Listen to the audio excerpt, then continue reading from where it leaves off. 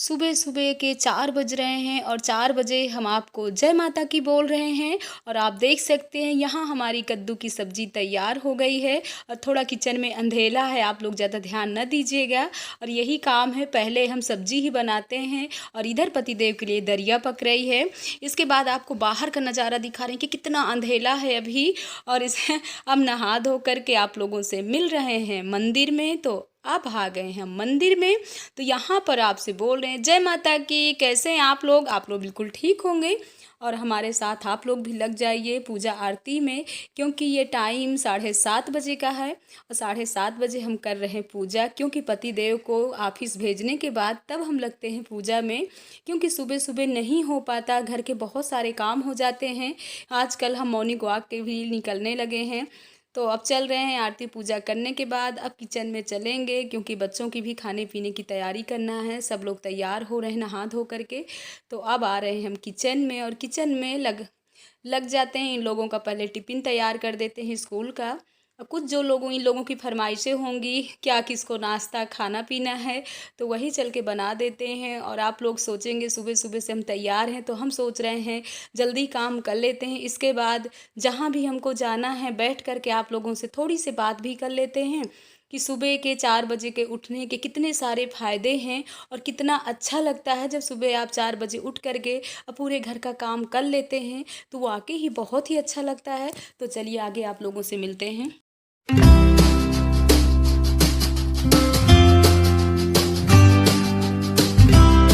हमारे सुबह के काम सब हो गए, और टाइम कितना हो रहा है आप लोगों को टाइम दिखा दें।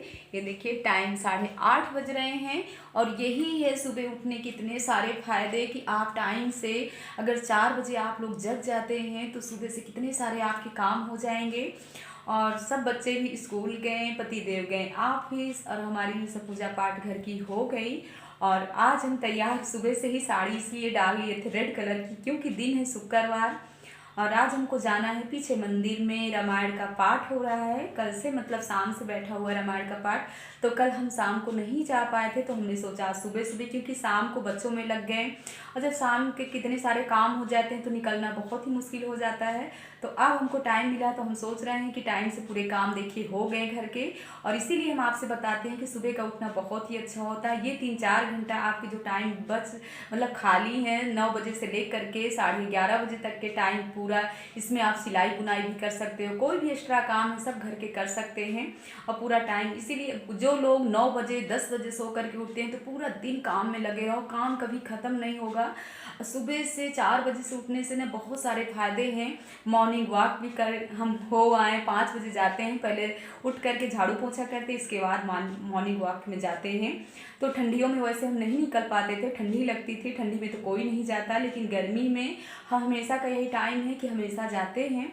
जो भी है ठंडियों में खा खा करके आलू वो मोटे हो जाते हैं, तो थोड़ा दुबले भी हो जाते हैं। और थोड़ी अपने फूल पौधे भी मिल जाते हैं भगवान जी के लिए, पूजा पाठ के लिए।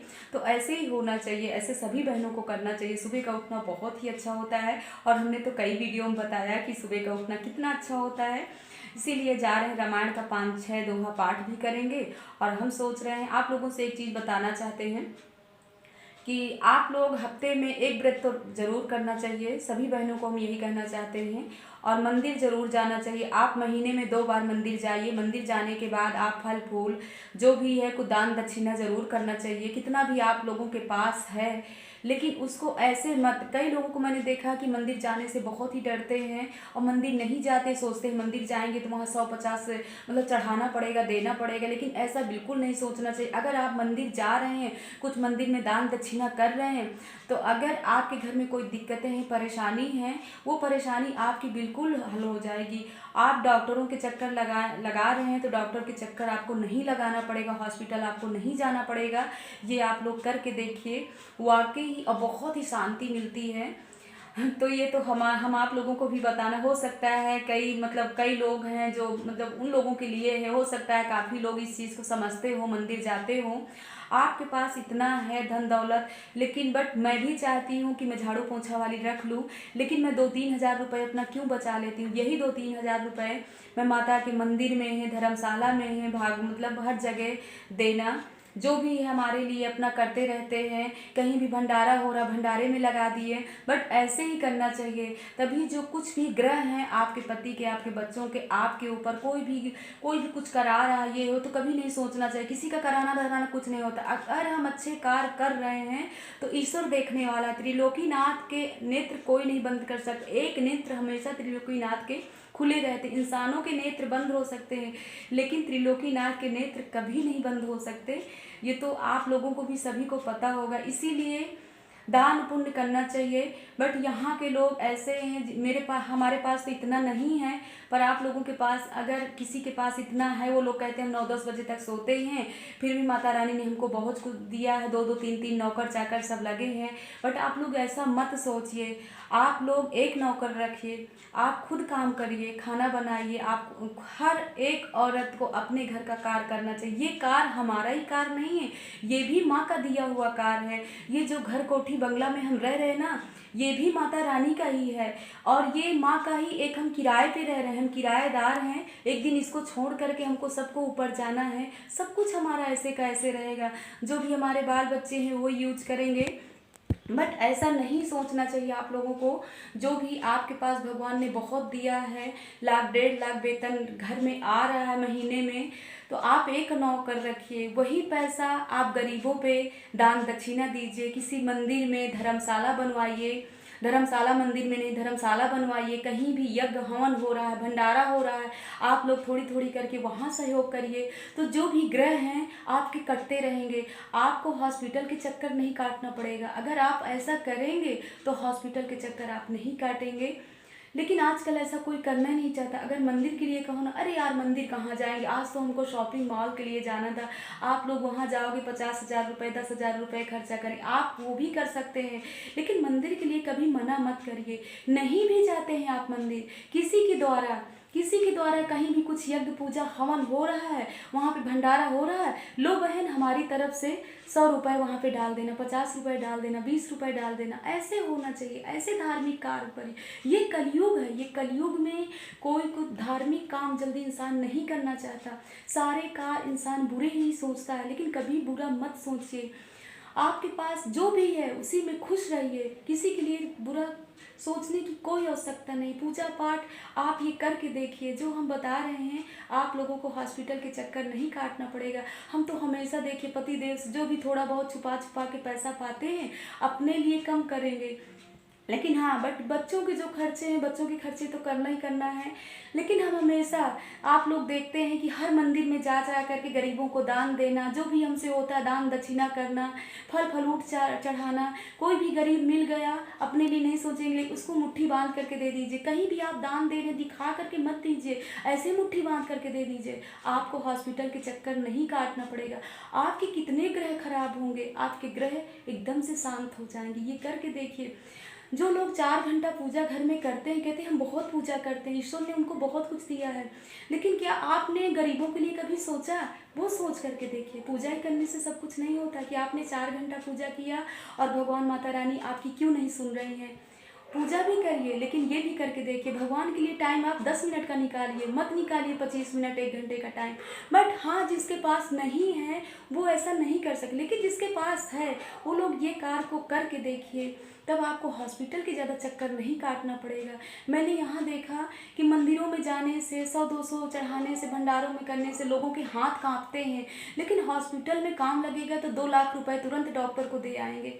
ऐसा आप लोग क्यों सोचते हो? अगर कहीं ना कहीं कोई धार्मिक लोग हमारा वीडियो देख रहे हैं, अगर आप लोग ऐसा मंदिर के प्रति नहीं करते हैं, तो हमारे कहने से आप ये करके देखिए। ज़रूर आपके घर में सुख शांति जो भी है, अगर हम लोग नेह हैं, माता पिता एक अपने बच्चों की नेह होती। अगर हमारी नेह मजबूत है ना, तो ऑटोमेटिक हमारा घर अच्छे से बन जाएगा। कहीं नहीं दीवारें इधर उधर डगमगाएंगी, टेढ़ी मेढ़ी होंगी। लेकिन अगर नेह ही हमारी मजबूत नहीं है, हम लोग धार्मिक नहीं है, अच्छे सोच पे नहीं है, अच्छा कार्य हम नहीं कर रहे हैं, दान दक्षिणा नहीं कर रहे हैं, मंदिरों में नहीं जा रहे हैं, तो हम अपने बच्चों से क्यों अपेक्षा करें? वो तो दीवारें टेढ़ी मेढ़ी होना ही होना है। इसीलिए अब हमें तो ज़्यादा इतना ज्ञान नहीं है, जो भी थोड़ा बहुत ज्ञान है वो आपसे भी बता दे रहे हैं। और हमारी बातों को ज़्यादा बुरा मत आप लोग मानिएगा। सुबह का उठना बहुत ही अच्छा होता है आपकी सेहत के लिए, आपके घर के लिए, आपके बच्चों के लिए, सभी के लिए। और ज़्यादातर लोग हैं हम जब ऐसा बोल देते हैं तो काफ़ी लोग मतलब हमारी वीडियो कहते हैं बोरियत है, और बहुत ही जब देखो भागवत सुनाती रहती है, तो ऐसा आप लोग न सोचिए। चलिए चलते हैं मंदिर, और कहते हैं 5 6 दोहा, 10 दोहा, 11 दोहा, जितना भी होगा रामायण का पाठ कहते हैं और आप लोगों को भी सुनाते हैं। तो चलिए आप लोग भी हमारे साथ मंदिर।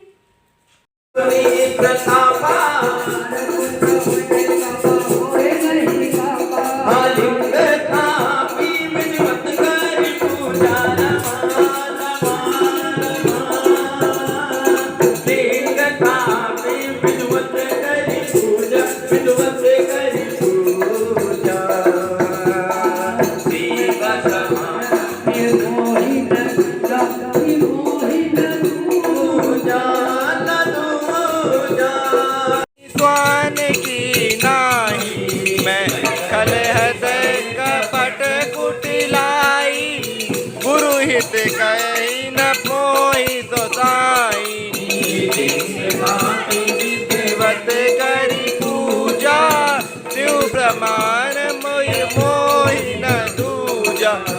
एक बार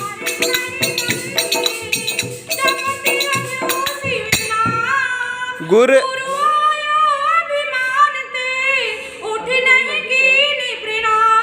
सो दयाल नहीं कहूँ कछु, उर न रोस लवलेस, अधिहद बुरी अपमानता, सही न सही महेश।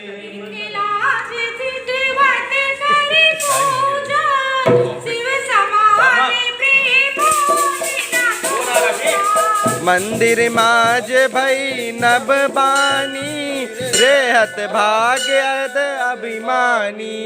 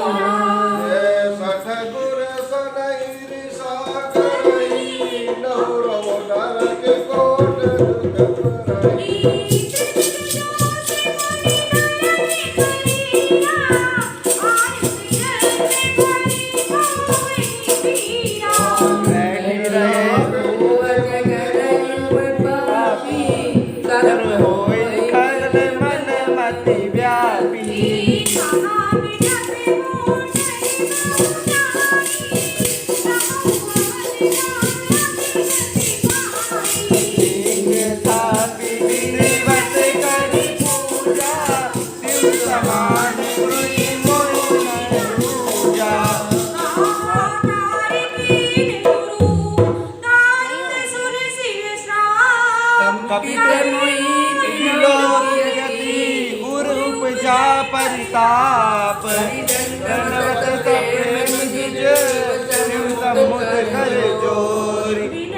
तो अब हम आ गए हैं घर, और जो अभी मतलब कल की वीडियो है वो मैं नहीं एडिटिंग कर पाई, बिल्कुल टाइम नहीं था। और अभी भी हमको मंदिर जाना है क्योंकि वहाँ भंडारा सब शुरू हो गया है।